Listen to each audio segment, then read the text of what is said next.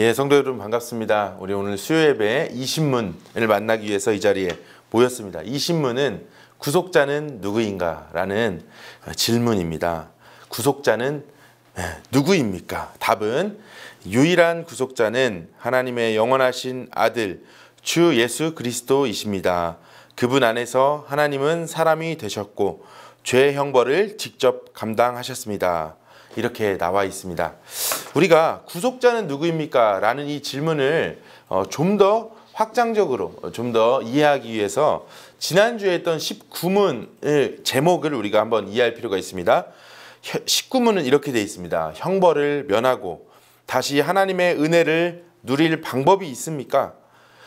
이 죄인된 인간이 하나님의 형벌을 면하고 그것에서 완전히 다시 하나님의 은혜를 누릴 수 있는 방법이 있느냐고 물었습니다. 그 대답이 지난주에 무엇이었습니까? 그것은 하나님 그 자신의 속성대로 하나님의 그 공의를 충족하는 방식이라고 말했죠. 어렵죠? 벌써 어렵죠? 예, 그래서 좀 더 쉽게 이해를 하자면 하나님 그분이 거룩하신 분이기 때문에 하나님 그분이 공의로우신 분이기 때문에 하나님이 그 자신의 방법대로 구원의 방식을 정하는 것, 그것만이 인간에게는 유일한 소망이 된다. 인간에게는 그것만이 길이 된다라는 이런 이야기인데요. 그래도 어려우실 줄로 압니다.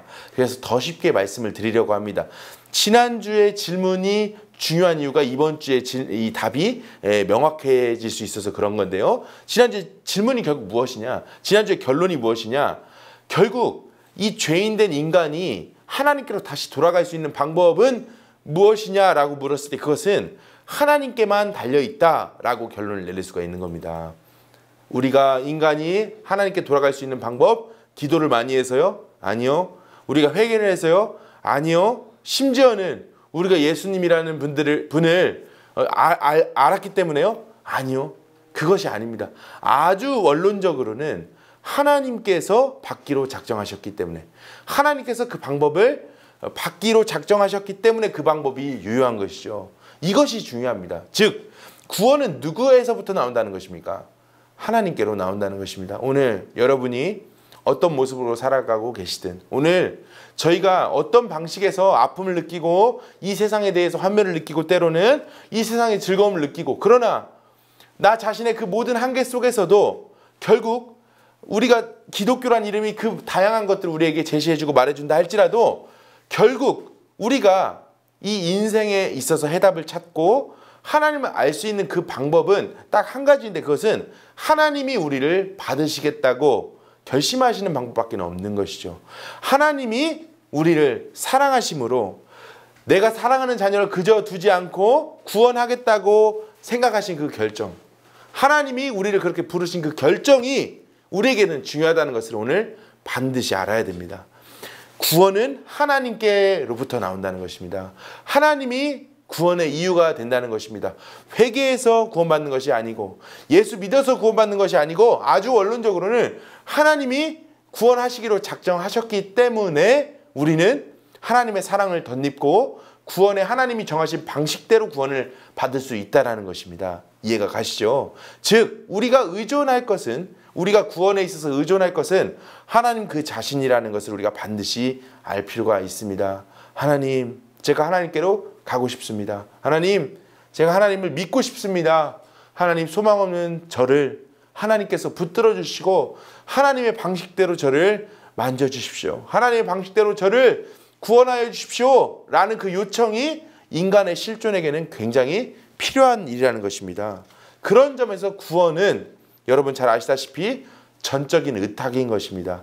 하나님께 나의 모든 것을 의탁할 수밖에 없다라는 전적인 의탁, 하나님께로부터만 그 구원이 나온다라는 그 믿음, 그것이 바로 우리의 구원에 있어서 가장 중요한 부분이라는 것입니다. 그렇다면 구원하시기로 하나님께서 우리를 작정하셨는데 구원의 그 방식도 하나님이 정하셨다는 걸 우리가 이제는 배울 수가 있게 되겠죠. 그 구원의 방식이 무엇입니까? 결론적으로 말을 하자면 하나님께서 죄를 속죄하는 방식으로 구원을 이루겠다라고 하신 것입니다. 이 부분이 사실은 독특합니다. 잘 보십시오. 하나님이 이 모든 규칙에 이 모든 규칙을 만드시고 이 모든 룰을 만드신 분 아닙니까? 그렇죠. 그러니까 인간을 사랑스럽게 만드셨는데 인간이 죄를 짓고 망가졌다고 해봅시다. 하나님을 미워합니다. 하나님을 그 마음에 두기 싫어합니다. 그러면 하나님이 깔끔하게 이번에는 좀 잘못 만들어졌으니까 깔끔하게 없이 하고 새롭게 만들어보자. 이런 방식으로 하실 수도 있는 거 아닙니까? 그렇죠? 아니면 어차피 잘못 만들어졌는데 그냥 구원하기로 할게. 그냥 그렇게 해버려도 되는 거 아닙니까? 그 모든 방식은 하나님께로부터 나온다는 것이거든요. 그런데 그럼에도 불구하고 모든 방식은 하나님이 정하시면 되고 하나님께로부터 나옴에도 불구하고 재밌게도 하나님은 죄를 없이 하지 않으시고 죄를 마주하는 방식을 택하셨다는 것이 독특한 것입니다. 그러니까 영원한 형벌을 면할 방법이 있습니까? 라고 19문에서 물었을 때 그 방법이 있다는 것이죠. 있는데 그것은 하나님이 정한 방식으로만 그것은 가능하다라는 것이 지난 물음의 결론이었는데요. 오늘 20문, 그렇다면 그 하나님이 구원하시기로 작정하신 그 방법을 실행하시는 그 방식이 바로 죄를 마주하시는 방식이고 그것에 있어서 그 죄를 해결하실 분이 필요하다라는 그 물음으로 오게 된 것이죠. 그래서 오늘 20문의 질문이 구속자는 누구입니까? 라고 물었던 것이죠. 구속자는 누구입니까? 라고 묻는 그 자체가 구속자가 필요한 방식으로 하나님이 이 죄의 문제, 형벌의 문제를 해결하시기 원하셨다는 것을 이해하실 수 있으시겠죠? 그렇습니다. 하나님이 그냥 이 죄를 없다라고 하지 않으시고 이 죄를 오히려 마주하시는 방식이었던 것이죠. 인간이 하나님을 마음에 두기 싫어하는 그 죄의 속성, 그것을 그냥 없다 덮어버리지 않아야 하시고 오히려 그것을 적극적으로 마주하시고 이 죄의 문제를 해결하시는 방식으로 구원의 문제를 다루셨다는 것이죠. 형벌을 면하는 방식을 정하셨다라는 것입니다. 죄의 문제를 마주 앉으셔서 다루시는 방식, 그것은 무엇입니까? 죄의 대가를 치르는 방식이었던 것이죠. 죄는 무엇입니까? 하나님이 말씀하실 때, 하나님이 우리를 지으셨을 때 정령 죽으리라 라고 한 것이 무엇이었습니까? 바로 죄의 대가였습니다. 죄의 대가는 죽음이었습니다.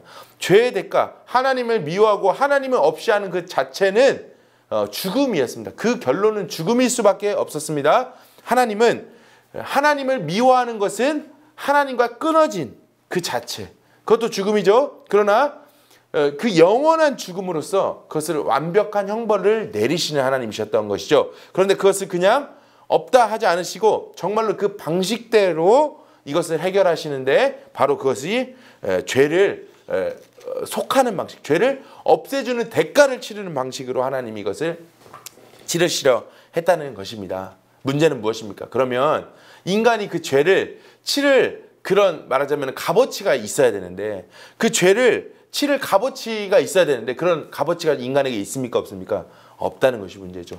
인간은 이미 망가졌기 때문에 망가진 그 자신을 구원할 어떤 방식도 인간에게는 없는 것이죠. 그 능력이 없는 것이죠. 그렇기 때문에 인간은 그 자체로는 형벌밖에는 받을 것이 없었던 것이죠. 그런데 하나님이 이것을 해결하시기로 하고 죄를 그냥 없이 하신 것이 아니라 예수 그리스도를 보내시기로, 구속자를 보내시기로 작정하심으로써 바로 이 죄의 문제를 해결해 가셨던 것이죠. 이런 것과 같습니다. 저희가 자녀를 키워보시면 더 잘 아시죠? 이 아이들은 참 놀라운 재능이 있죠. 방을 어지럽히는 재주는 있는데 이 방을 치울 줄은 모릅니다. 그런 능력은 우리 아이들에게 없죠. 마음껏 어지럽히는데 치워지지 않을 때 부모가 그것을 가만히 둡니까? 이번 생에는 우리 자녀가 이걸 치울 방법이 없는 것 같으니 그냥 영원히 어지럽히자. 부모가 그렇습니까? 그렇지 않죠. 자녀는 어지럽힐 줄만 알지 이것을 치울지는 모르지만 부모는 그것을 치우기 시작합니다. 여러분, 우리 이 영상을 보시는 많은 분들이 집에서 이거 다 치워보셔서 아실 텐데요. 이 자녀가 어지럽힌 방을 치우려면 이것이 쉽습니까? 어렵습니까? 무지하게 어렵습니다. 이것은 참 고단한 일입니다. 어쩜 그렇게 이곳저곳에 잘 흐트러뜨리고 구석구석에 그렇게 잘 어지럽히는지. 그렇죠? 그걸 다 치우고 애들이 먹다 또 이렇게 흐트러뜨린 빵 부스러기부터 해서 이런 거 싹 청소까지 하려면 보통 힘든 게 아니죠. 그런데 부모는 그것을 묵묵히 감당합니다. 누가 알아주지도 않아요. 그 애가 그걸 알지도 못해요. 제가 이걸 치웠다고 누가 칭찬해 주지도 않아요. 그런데 우리 부모들은 그것을 치우죠. 그렇죠. 꾹 묵묵히 꿋꿋이 그 어지럽힌 방을 다 청소하고 치웁니다. 왜 그렇습니까? 그것이 자녀를 키우는 방식이기 때문에 그렇죠. 자녀를 사랑하는 나의 자녀를 양육시키는 방식에 어쩔 수 없는 과정이기 때문에 감당하지 않습니까? 그 대가를 치른다는 것, 그 치우는 것 힘든데 그 대가를 치르는 것, 그것이 부모로서의 사랑의 방식이지 않습니까? 이 자녀를 길러내는 방식이지 않습니까? 또 어지럽힐 거 아는데, 또 다 부스러기 떨어뜨릴 거 아는데 또 치워주고 괜찮다 해주고 마음껏 놀으라고 해주는 것, 그것이 부모의 마음 아닙니까? 바로 하나님도 어쩌면 우리 인간에게 이런 마음이셨을 것 같습니다. 하나님도 우리를 지으셨을 때 우리에게 기대하신 것이 있으셨고 하나님과 깊이 교제하면서 그 사랑의 교제를 나누시기 원하셨지만 우리 인간이 그러지 못했죠. 인간은 그런 부분에서 실패했지요. 그러나 하나님 우리를 사랑하시기 때문에 우리를, 참 놀랍지 않습니까? 인간이 무엇이라고. 그렇죠. 인간이 도대체 무엇이길래 인간을 이렇게 영화롭게 여기시고 존귀하게 여기시는지 알 방법이 없습니다.